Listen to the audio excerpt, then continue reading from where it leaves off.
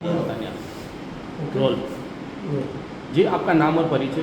मैं एडवोकेट अफसर जहान हूँ और ऑल इंडिया मिली काउंसिल के नेशनल लीगल एड्स के डिपार्टमेंट की सेक्रेटरी।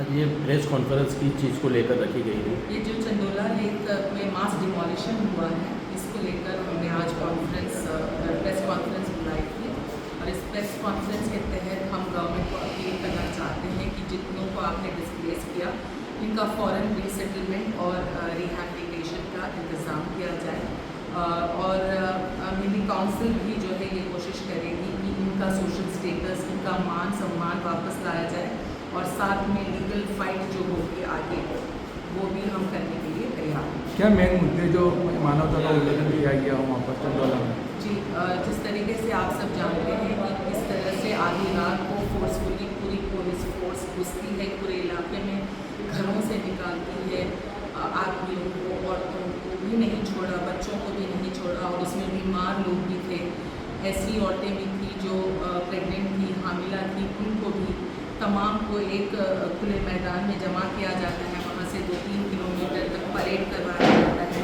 फिर आप जैसे ही कोई जिम्मेदार रिपोर्टर्स जब सवाल करते हैं तो फिर औरतों को छोड़कर मज़ीद 5 से 7 किलोमीटर मर्दों को जो है रैली निकलवाई जाती है, उनको बांग्लादेशी कह के लेबल किया जाता है और पुलिस कस्टडी में 2-3 दिन इलीगली उनको डिटेन किया जाता है जस्ट टू फाइंड आउट कि इनके डॉक्यूमेंट्स कितने लीगल हैं। और ये भी आश्चर्य की बात है कि उन लोगों ने, जितने लोग थे 1000 में से 850 ने तो अपनी आईडीज़ प्रूव भी कर दी, तो वो गुजराती ही निकले, इंडियंस निकले और कुछ लोग जैसे आप जानते हैं वेस्ट बंगाल के थे जो काम करने के लिए यहाँ आए थे और बिहार के कुछ लोग हैं। इन तमाम के साथ भी बहुत टॉर्चर जैसा सलूक किया, मतलब इनके आधार को इन लोगों ने एक्सेप्ट नहीं किया कि आधार कार्ड नहीं चलेगा, बर्थ सर्टिफिकेट नहीं चलेगा। फिर किस बेसिस पे पूरे मुल्क में आधार कार्ड को वैलिड माना जाता है, हर जगह आधार कार्ड को प्रोड्यूस करने के लिए कहा जाता है।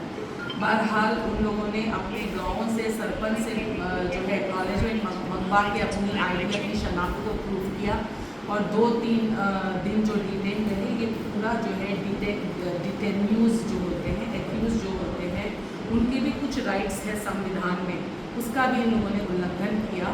तो हमारी इस प्रेस कॉन्फ्रेंस के तहत ये अपील है, हम कोर्ट में भी ये अपील करेंगे कि वो अफसर जिन्होंने DK बासु के केस में सुप्रीम कोर्ट के गाइडलाइंस का ऑनर नहीं किया और जिन्होंने ह्यूमन राइट्स कमीशन के गाइडलाइंस को ऑनर नहीं किया और इनके साथ इतना बदसलूकी की, ये व्यवहार किया, इन अफसर पर जो है कार्रवाई की जाए, लीगल एक्शन लिया जाए। हम इनके लीगल एक्शन के लिए भी एक अपील करेंगे। डिमोलिशन को किस तरह से देखते हो चंदौला तनाव?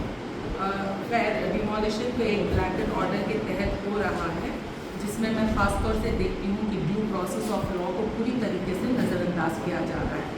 अगर वो इलीगल ऑक्यूपेंट्स हैं, दूसरे फेज में इन्होंने कहा कि ये तो इलीगल ऑक्यूपेंट्स हैं, अगर इलीगल ऑक्यूपेंट्स हैं तो भी कोड ऑफ सिविल प्रोसीजर और ट्रांसफ़र ऑफ प्रॉपर्टी एक्ट पूरा एक due process of law establish करता है ऐसे इलीगल ऑक्यूपेंट्स को रीसेटल करने के लिए या दूसरी जगह इनको हटाने के लिए, जिसको बिल्कुल अनदेखा किया गया, फॉलो नहीं किया गया। और इसके तहत ये भी तो समझना होगा गवर्नमेंट को कि जो रोज़मर्रा की मजदूरी करने वाले लोग हैं वो कहाँ जाकर बसेंगे। क्या आपके पास इतने शेल्टर होम्स हैं जो आप इनको सहारा दे सको, या फिर आपके पास कोई ऐसा रिहैबिलिटेशन सेंटर आपने तैयार पहले से करके रखा जो इनको वहाँ जगह दे दे। ये रास्तों पे फिर रहे हैं और जो अपने रिश्तेदारों के पास गए वो खुद भी गरीब हैं, कितने दिन इनको पाल सकेंगे। तो सरकार को इन तमाम बातों को नज़रअंदाज नहीं करना चाहिए और ऑल इंडिया मिली काउंसिल इस नज़रअंदाजी के लिए, इस लापरवाही के लिए इसकी पुरजोर मुखालिफत करती है और अपील करती है और ख़ुद हम इनके सोशल स्टेटस के लिए भी फाइट करेंगे, लीगल फाइट भी करेंगे, सोशल फाइट भी करेंगे। आपको ऐसा लगता है कि इस सब मामले में मुसलमान जहाँ हैरान है, जो प्रॉपर्टी नहीं है, तो वक़्फ़ को इस मामले में कुछ दखलंदाजी करनी चाहिए, वक़्फ़ की प्रॉपर्टी में से कुछ उनको हिस्सा दिया जाए, उनको घर दिया जाए, ऐसा कुछ होना चाहिए? क्या सरकार के पास प्रॉपर्टी की कमी है जो वक़्फ़ की प्रॉपर्टीज़ दे रही है? हाँ, लेकिन अगर वक़्फ़ की प्रॉपर्टीज़ टेम्पररी जो ऐसी पड़ी हुई है, अगर वो चाहते हैं कि टेम्पररी वहाँ एक रिहैबिलिटेशन सेंटर बनाया जाए और गुजरात गवर्नमेंट के पास इतनी ज़मीनों की कमी है तो फिर वक़्फ़ प्रॉपर्टी की भी मदद ली जा सकती है, इसमें कोई दिक्कत नहीं। इस चीज़ को लेकर वक़फ़ के भी तो आगे आना चाहिए ना, जबकि तो ये सारा अभी तो टेम्पररी वक़फ़ के ये सारी तो सरकारी डिपार्टमेंट से सरकार को सोचना चाहिए कि वो ज़मीन कहाँ से लेके देगी, मगर अभी rehabilitation टेम्पररी कहाँ जो से निकाल कर देंगे। 45 डिग्री की धूप के अंदर जो लोग परेशान हैं, तो उनको लेकर वक़फ़ के भी कहीं ना कहीं तो अभी टेम्पररी उनको जगह देनी चाहिए ना, बाहर आना चाहिए ना, हाँ, जबकि वक़फ़ की ज़मीन तो जिम्मेदार मैं नहीं, मैं वक़्फ़ नहीं आना चाहिए। तो वैसे वक़फ़ के जिम्मेदारों को आप क्या मैसेज देना मैं चाहोगे? वक़्फ़ के जिम्मेदारों को भी ये कहती हूँ, लेकिन देखिए अभी हमने जब फैक्ट फाइंडिंग की तो यहाँ पर एक दरगाह है, शाह आलम दरगाह है ना, जिसके करीब चंदोला लेक है।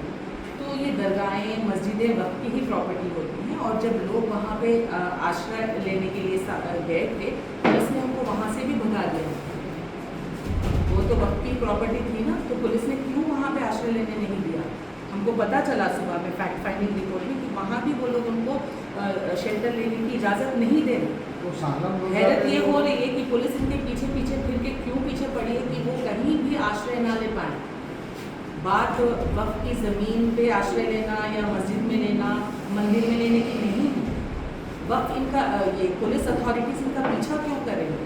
इनको खाना देने की सहायता देने के लिए जब कुछ लोग गए थे तो इन्होंने खाना देने से मना कर दिया, डरा धमका कर भगा दिया उन NGOs को। क्या चाहती है ये पुलिस? यानी थक खा के ये लोग कहीं और पलायन करते हैं? क्या चाहती है वो?